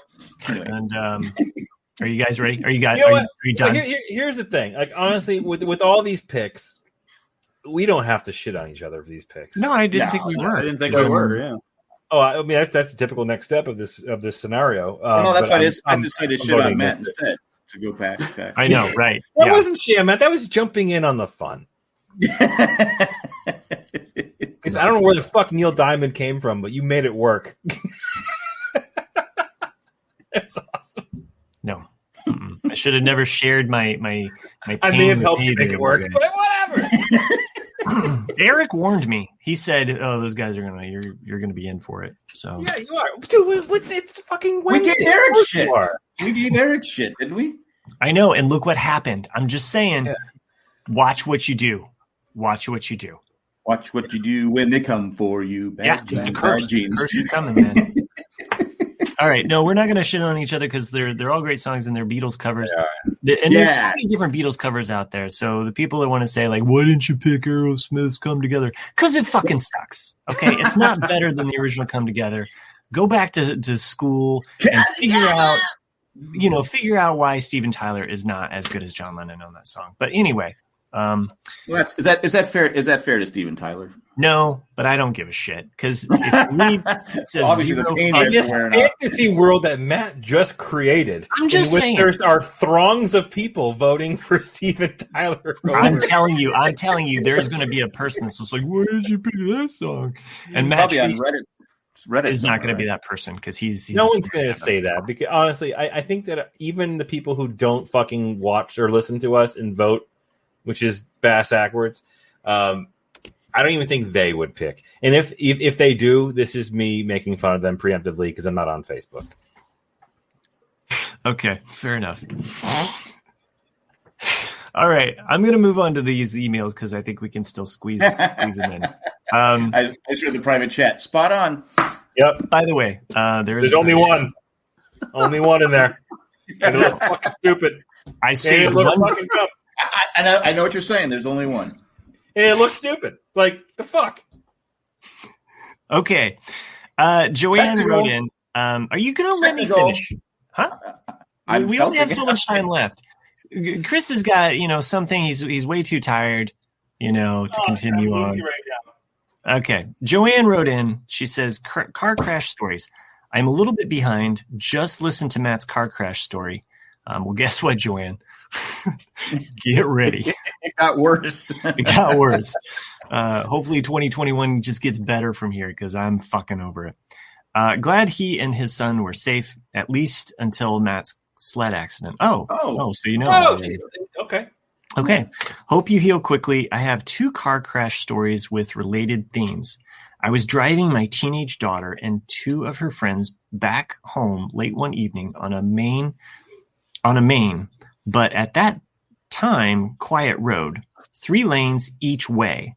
I was in the far left lane preparing to make a turn at the next light. A car was speeding along the far right lane, no other cars around, suddenly swerved and sideswiped me. The girls had their windows open and pieces of metal came through the window. Wow. And everyone was scared, but no one hurt. The other car pulled over on the far right side and then started pulling away. We realized he was leaving the scene, but did not have time to get his license. This was before cell phone cameras were so common. I called the police and insurance company. Police show up, and then a car also pulls up, not the car that hit me. A guy jumps out and yells at me, "What did you call the cops? I always return to the scene of my crimes." So you're admitting that it's a crime. Yeah. Anyway, she continues. The cops ended up having him sit in their car for a while. My guess is he was both on drugs and had drugs in the original car, but we'll never know. By the way, that's horrible. And I hate it when a vehicle comes out of nowhere. It's rattled me for sure. My second story is more about swearing. And he definitely had at least 8 kilos of cocaine in the trunk of that first car. There's no question about that. I always come back to the scene of my crimes. Always come back, yeah. Said no criminal ever. My second story is I don't even know. Is 8 kilos a lot? Like, I just made up a number. It sounds like a lot. It is in the movies. I think you need a van. My second story is more about shit. Okay. Is more about swearing, which is something I rarely do. Fuck. I was driving back to the office from an off-site staff meeting, and one of my staff, Teresa, I guess we can call her that here, was in the car with me. It was rainy and slick. As I headed down a hill, the cars ahead were stopped, but beginning to move as the light at the bottom of the hill had just changed. I hit my brakes and just started sliding. For the next few seconds that seemed like hours, I just kept saying, shit, shit, shit, etc. As I knew I was slowly but inevitably going to hit the car in front of me. I do, and some bumper damage done, and it was enough for the car in front of me to hit the car in front of him. Teresa exclaims, "You hit Al," who is also on my staff. So I got to show off my leadership skills of swearing and causing harm around and to my staff. So that's pretty funny. Hit somebody, people you know. Not only did you hit somebody that you knew, but you were swearing the whole time when you did it. So, at least you were like, "Fuck you, Al!" Boom, right? Ice is no joke, man. There's sounds like was it ice or rain? I think she said it was rainy. I thought it was rain. Either way, slipping in your car, rainy and slick. So the sensation you get when you realize you make that connection where you are not in fucking control is one of the most terrifying things ever. Like, you get to that point where when you're driving and you're turning the wheel to the right, but you're going left or you're going straight. It's fucking scary as hell. That's happened to me. That's happened to me on a Zamboni. And yeah, I like, and the worst part is Zamboni was it's like 5 tons. Yeah, and everyone does this. If you're sliding towards the wall, you always stick out your leg and arm like you're going to break the fall of this thick. Sometimes if you go to turn too sharp, you hit the wet ice, the ice you've already shaved off, and it just slides. Yeah, everybody's that you stick out your arm and leg to break the fall of the Zamboni so it doesn't damage itself. But go ahead. I'm sorry. Yeah, but it's scary as hell. And I remember there was one time I was driving down the Mass Turnpike, and it was a snowstorm, and just I'm actually very good at driving in snow. I'll toot my own horn. That I actually learned how to drive in snow on a rear wheel drive car. It's like I was born and bred driving in snow, and but that's not the same for most people around here. Like people in Massachusetts drive like assholes, and they don't know what the hell they're doing. And it's like they have selective amnesia where they literally forget every winter that it snows here, and you have to drive carefully in the snow. So I'm driving, and we're probably doing like 35, 40 miles an hour in the middle of a snowstorm. It was one of those moments where you can't react fast enough to somebody else when it's snowing. So if someone else fucks up and they're locking up and they're sliding all over the place, you have like a split second to figure out what you're going to do. And 9 times out of 10, it's not great because there's nothing much you can do when there's that much snow. Because people are dumb. Yeah, but I did it. Like I was awesome. So picture like I was behind a car. There's a car to my right. There's a car to the left. So there's 3 cars in front of me. Like maybe like 10, 12, and 2. And the car in front of me started spinning out. And it was just one of those things that you have like a 50-50 chance. Like, and I made the right choice. I just compensated the wheel just enough as I was getting into my slide and went around. And I did like a literal like fishtail doing 30, 40 miles an hour back and forth and weaving through 3 cars. Remember, my wife was riding passenger. I think she's my girlfriend at the time, and our friend was in the back seat. And my wife is freaking out, and I'm just like, when you're in that zone, it just happens so quickly. And I got right back into it and recovered and started going right back on the highway. And it was one of those moments where I was like, I wish I had a dashboard cam, because that was fucking awesome. Meanwhile, the cars you'd have like 10 million hits by now. Meanwhile, the cars behind me off the road, like, just got completely fucked. But I just kept on going. Nice. But she mentioned, Joanne mentioned swearing. That was luck. Joanne mentioned swearing. I wanted to have a question, because a couple weeks ago I told a story about how my granddaughter was saying "God damn it" when she was putting on her shoes, and I've worked really hard on not saying "God damn it." Well, today she's trying to put on her shoes, and she's saying "crap." Crap, crap, and that's another word that I may or may not use. And so my daughter was home today because she's teaching, and it's an off every Wednesday. It shouldn't have to go into whatever it is. And she goes, "Do you hear what she just said?" I go, "What?" She goes, "Crap." I go, "Yeah, it's not God damn it." She goes, "That's still a bad word." I go, "Crap is not a bad word." I mean, I literally watched Coco Melon today. Or this morning, and little JJ, the kid with the turd on his head, he's really on the potty and he's taking a dump. He's like, yeah, and I'm like, and the whole family, because the family, all they do is laugh on that joke. Everything's fucking funny to people. I've seen it 700 times. I laugh every single time. But he's taking a dump, and they all look at his shit afterwards and go, "Yay!" and they sing a song because it's they do a poop inspection. They totally do a poop inspection. It's like an over the shoulder shot too. Like, yeah. I mean, I don't remember sitting. It's a long time since I was a kid, but I don't remember sitting around going, "Oh, my sister just crap, yay!" Anyway, but is crap a bad word? I'm not allowed to say crap anymore. I mean, this is my house. You're dropping your kids off at my house. I get to say crap and fuck and shit. How old is she now? She's 2.5. Dude, I honestly, me picturing a 2.5-year-old little girl saying crap, I think is the cutest thing I've ever heard. And using it. In fact, I wanted to teach my son to say crap.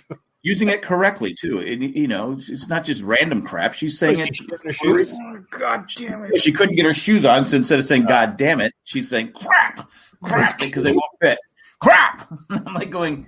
I don't see the. And then my wife comes home and goes, "No, you can't teach her to say that." I go, "Well, first, I'm not teaching her to say that. She just mimics everything you say now." I go, it's not my fault that she's saying it. I guess it is, but I don't see the harm in it. But I guess I can't say crap anymore. I guess Jack, I grew up in a different generation. I'll say this: there's probably a benefit to having a 2.5-year-old kid that doesn't exclaim crap. However, I still think it's awesome. So just real quickly to finish Joanne's email. Oh shit! Sorry. She says I like the T-zone, but go ahead. Stay safe out there, Joanne. P.S. Still loving the Matt names at the end of the show and the Nick Ditties at the start. Mm-hmm. So she hates Jack and I. Yeah, she just didn't mention you guys. I mean, can't you blame her? Well, obviously, I mean, it's a long email. You could have thrown us a bone. Oh, I'm sorry, is that too soon? No, like Maggie has another email, and I guess we're extending this beyond our normal hour and a half hour. I thought this was going to be an hour.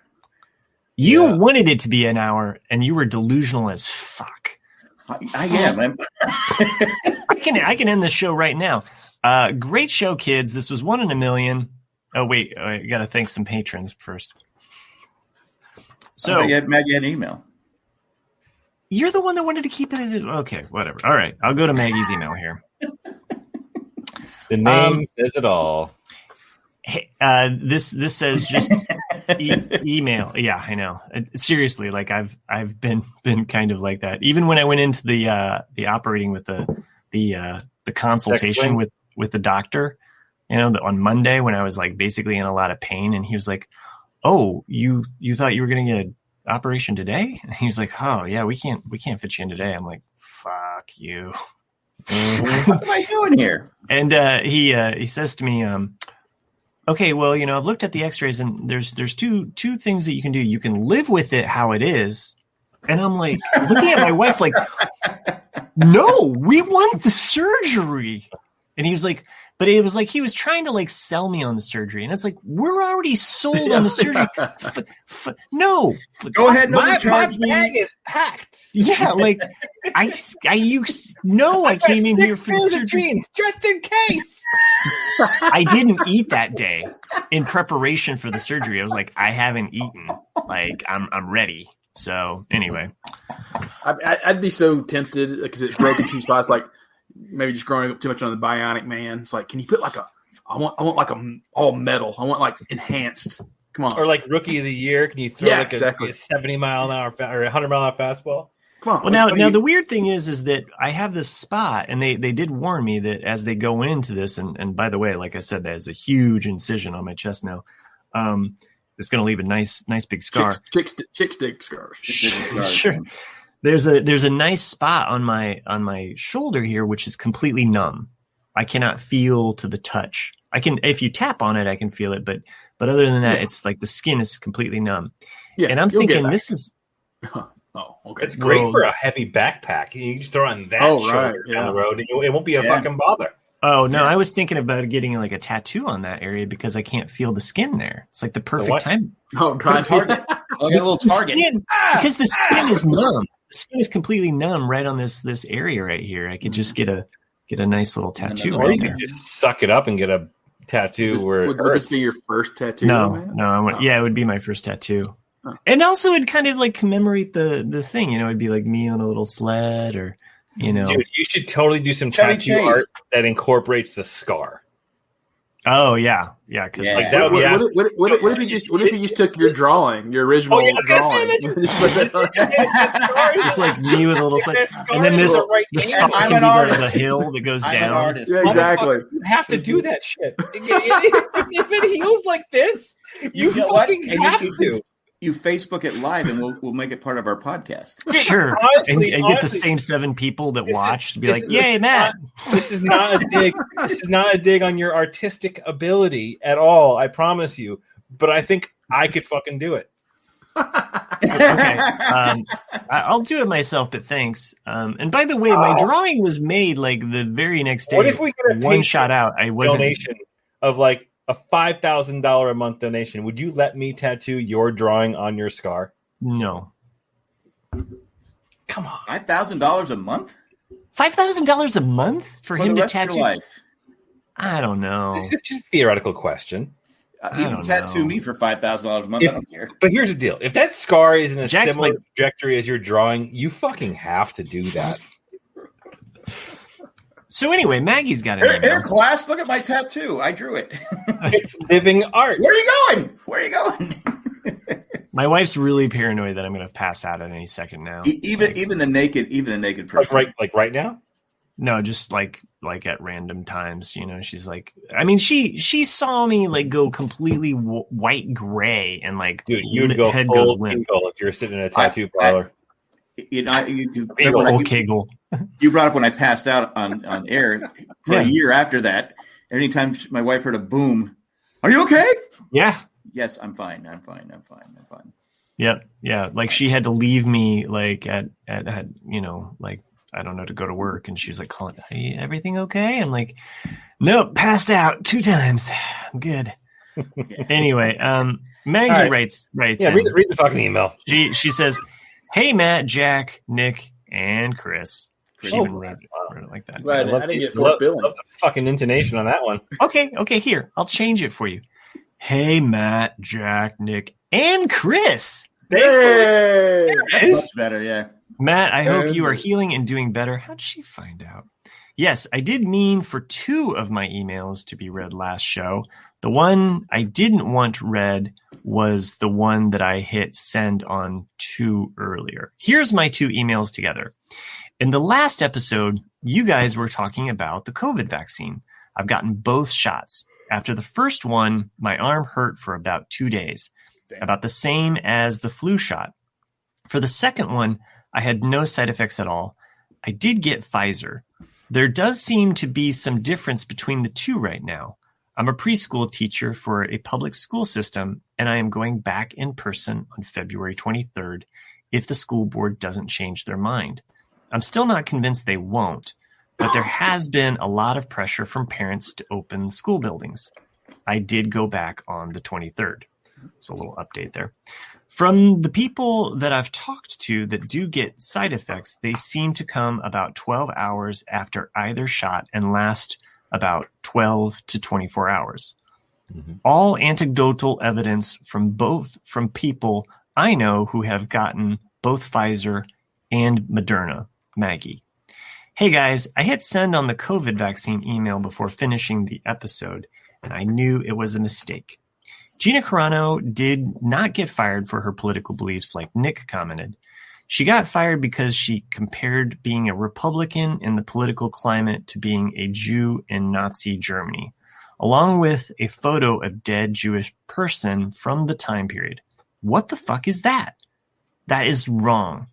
See the Washington Post article above. Apparently Disney gave her chances to stop and she didn't. You don't mess around with the mouse. A friend of mine is wondering if she wanted to get fired so she can say she was canceled. I don't like the idea of cancel culture. I think we need to stop. I think we need to call people out for saying dumb shit and give them a chance to change. We are all human. Compression socks. I love them. I have had heel pain for a while and got compression socks. They have helped. I'm obsessed. Y'all were wondering if Alex will have Jack's hair as an adult. Where? I've been told, not sure how true this is, that a man's hairline comes from his mother's father. So Jack, I think Hayden is getting your hair or lack thereof. Thanks for the weekly laughs, Maggie. Well, Hayden is he does look, if you put my photo as his photo, it's like we're clones. Alex has no chance of having my hairline. Zero.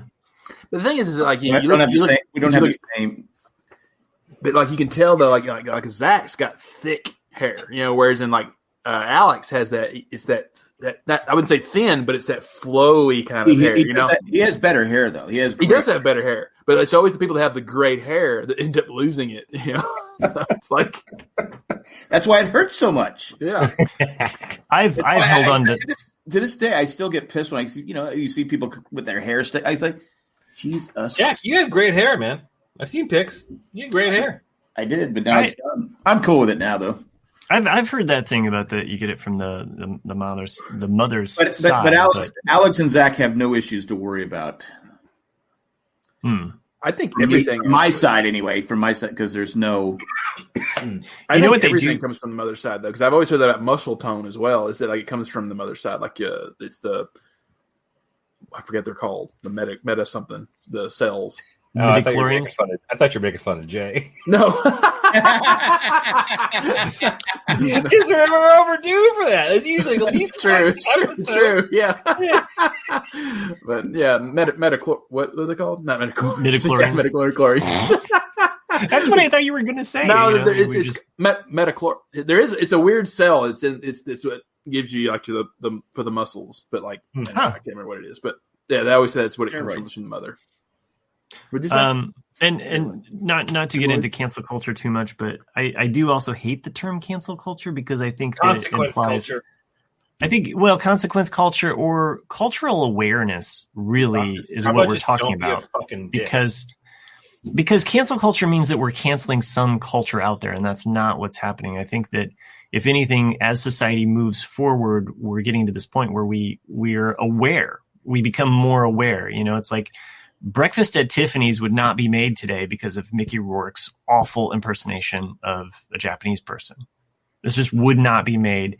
And it's only a matter of time until Mickey Rourke. I'm sorry. What did I say? You said Mickey Rourke.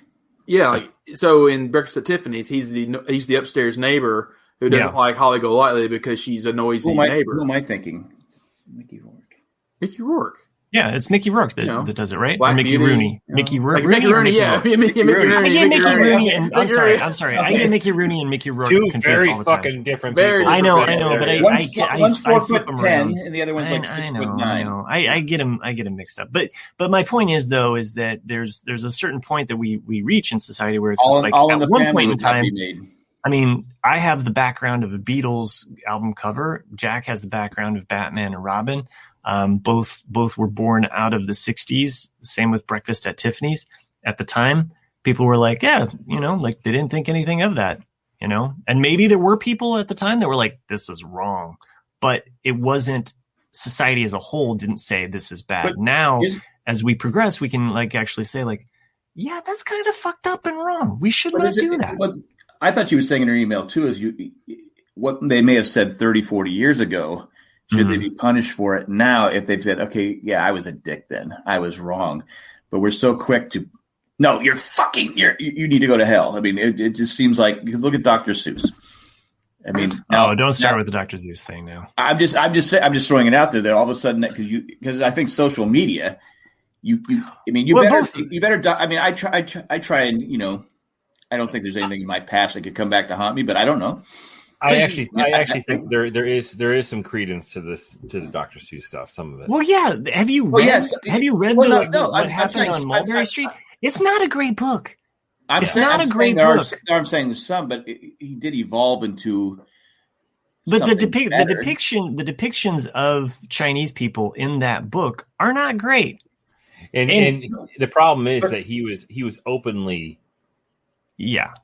against that race, that culture. Well, you go to Charles Lindbergh, and I've said this before. The San Diego airport is named Lindbergh Field after Charles Lindbergh.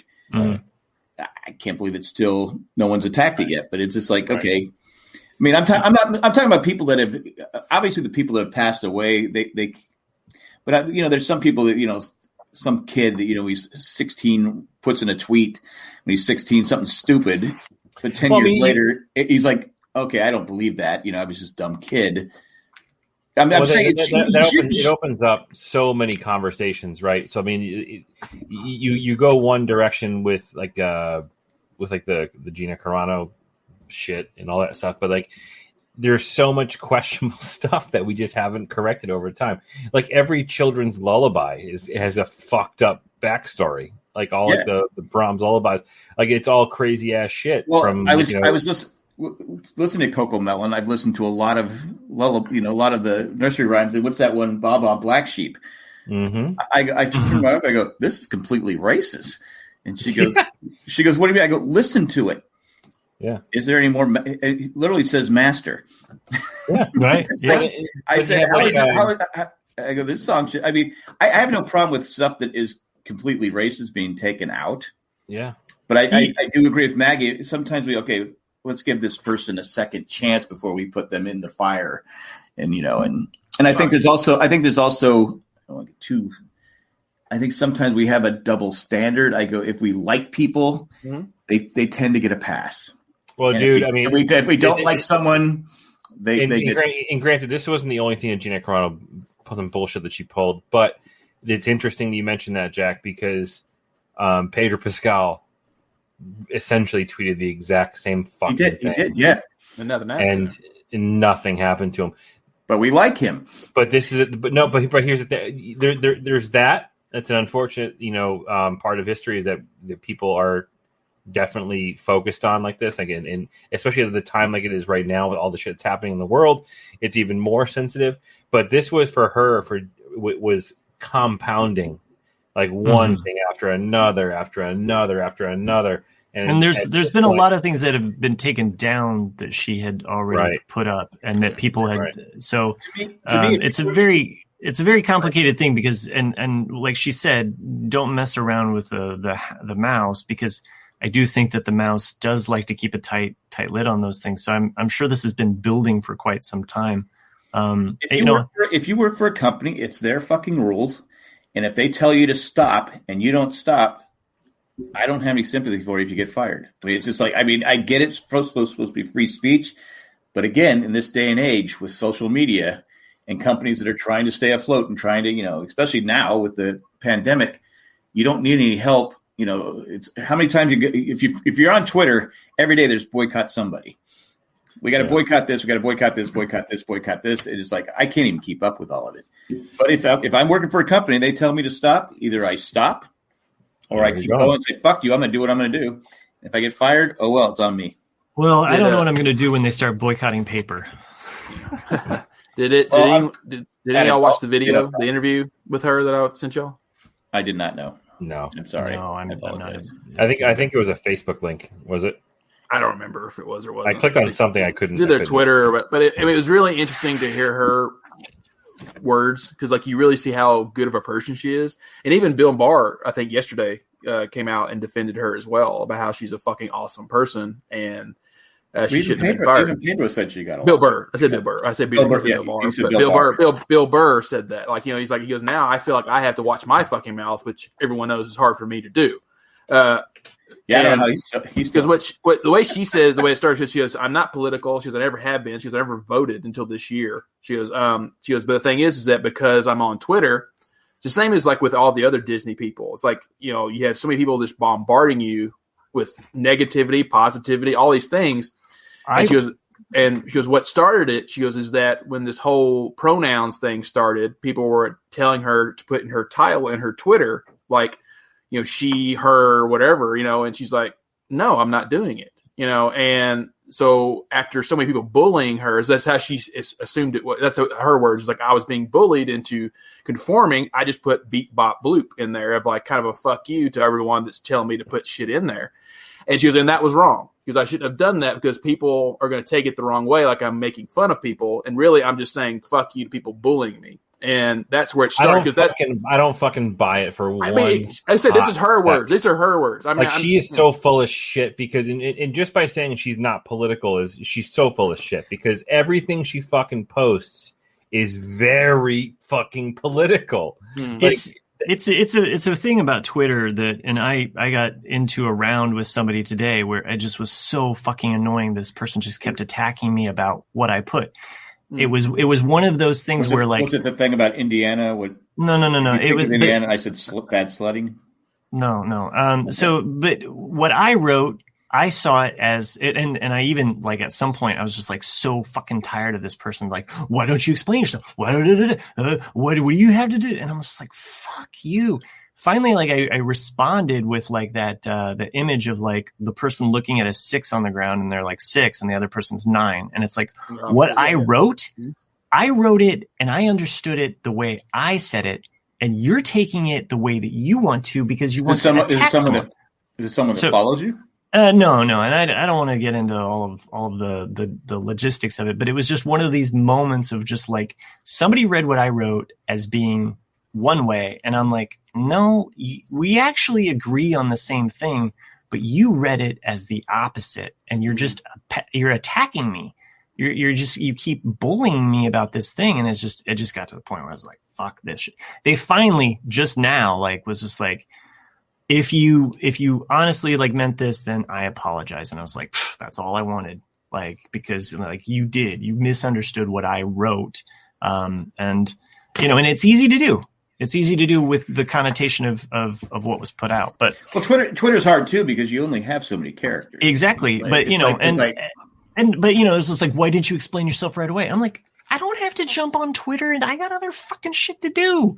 I'm not spending my whole time explaining it to why do I have to explain it to you? And it's just like, after a while, you're just kind of like, enough. And so there's certain aspects of it but I am 100%, I just don't, I don't know.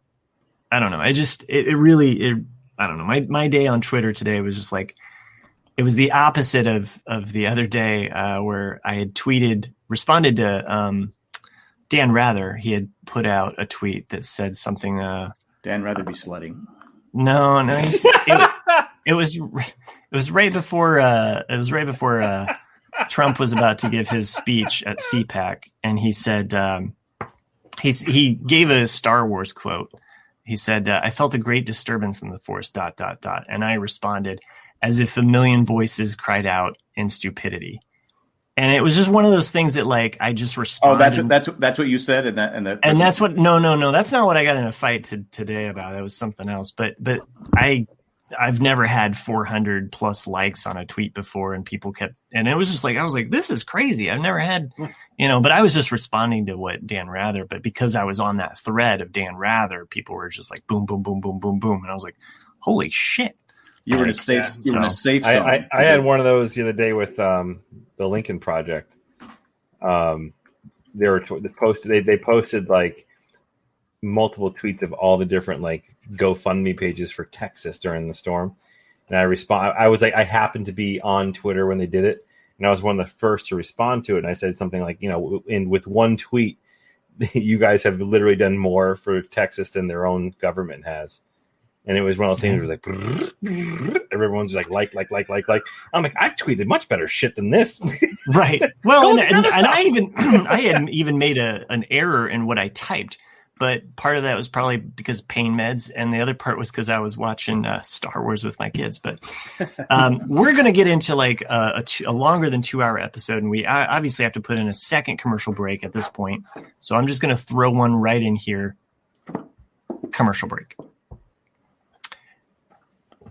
And because we did that commercial break, we'll go ahead and try to kind of round out this show here. We've talked about a lot, and I feel like we just started getting fired up about a lot of different things. I know Jack wanted to keep it an hour. Chris wanted to drop out an hour ago. Nick and I probably wanted to talk Star Wars Legos for like the bonus out, because that's all we've been talking about. The last couple weeks, yeah. I want to thank I'm out. I want to thank everybody that joined us live today in the chat. We really appreciate it. Everybody from Matt Treist, Sherry, Will Fry, Matt Krieb, I think I'm going to John. have one tea before I go to bed. Yeah, one tea? Just one tea, not two teas? Yeah, you might double up on that tea. You don't want to have two teas because it has caffeine in to keep you awake. That's true. I want to thank Randy and especially Randy's sleeping right now. Especially Eric, my bone brother in Harmony. Yes, it's stuck.